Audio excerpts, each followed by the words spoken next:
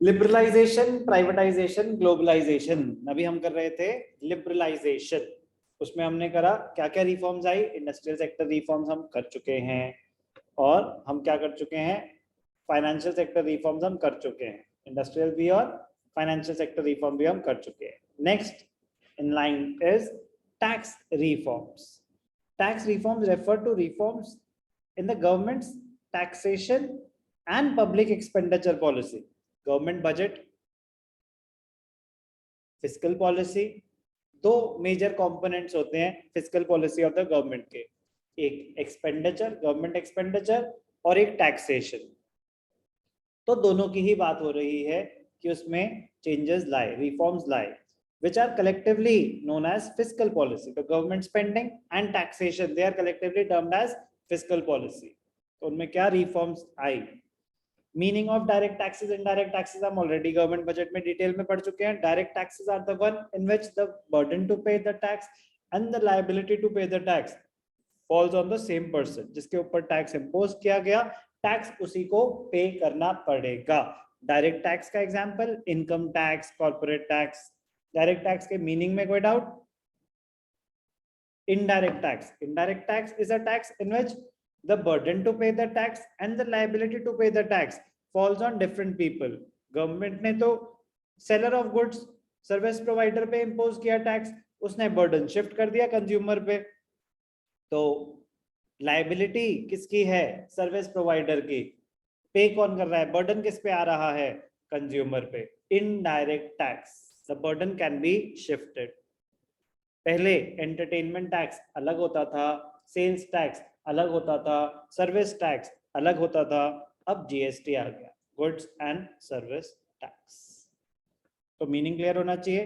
Reforms क्या आई? Number 1, rationalisation of direct taxes.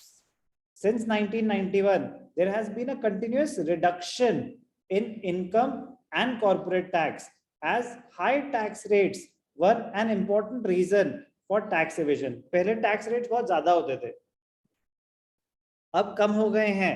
Direct tax की बात हो रही है, स्लैब्स चेंज हो गए हैं। जैसे पहले क्या होता था, up to 1 lakh no tax, फिर उसके ऊपर टैक्सेशन स्टार्ट हो जाता था 10%, 20%, फिर अप टू 1,50,000 नो टैक्स। आज की डेट में अप टू 2,50,000 अगर आपकी इनकम है तो नो टैक्स। फिर उसके बाद 2,50,000 टू 5 लाख का एक स्लैब है, 5 लाख टू 10 लाख का एक स्लैब है, प्रोग्रेसिव है, 10%, 15%, 20%, 30%।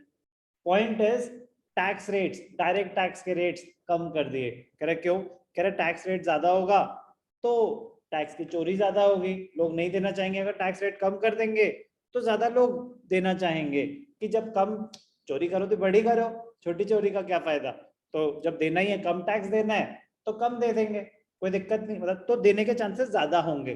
आपको बोलेंगे 10% टैक्स देना है तो कोई दिक्कत नहीं, दे देते हैं। आप बोल रहे हैं 40% टैक्स देना है तो फिर आप चोरी के रास्ते ढूंढोगे। तो कंप्लायंस बढ़ गई टैक्स रेट्स कम करने की वजह से। It is now widely accepted that moderate rates of income tax encourage savings and voluntary disclosure of income. तो रैशनलाइजेशन ऑफ डायरेक्ट टैक्सेस में क्या हुआ? Rate of direct taxes reduce हुए, जिससे टैक्स एवेजन थोड़ी सी कम हुई। रिफॉर्म्स इन इनडायरेक्ट टैक्सेस, अब कहने को तो हम न्यू इकोनॉमिक पॉलिसी ऑफ 1991 पढ़ रहे हैं, बट हम पढ़ रहे हैं इकोनॉमिक रिफॉर्म्स सिंस 1991। हम क्या पढ़ रहे हैं? Economic reform since 1991। तो सिर्फ उसी पीरियड की बात नहीं होगी, कभी भी कुछ भी हुआ हो वो सारी बातें होंगी। जैसे कि considerable reforms have been made in indirect taxes to facilitate establishment of common national market for goods and commodities. तो जो जीएसटी का सबसे बड़ा ऑब्जेक्टिव क्या है? यही है, to make one nation one tax. One nation one tax, उनका मोटो ही यही है। तो यही तो पर्पस है ना, कॉमन नेशनल मार्केट। कह रहे हर जगह सेम रेट्स रहे। ओके, तो टैक्स रिफॉर्म में rationalisation of tax direct taxes, reforms in indirect taxes to facilitate establishment of a common national market for goods and commodities, simplification of process in order to encourage better compliance on the part of taxpayers, many procedures have been simplified. पहले बहुत ज्यादा number of return ज्यादा होती थी, अब थोड़ा सा simplification हो गया है, प्रोसेस रिलेटिवली इजियर हो गया है, so that more people comply, compliance बढ़ जाती है अगर कोई प्रोसेस इजी होता है।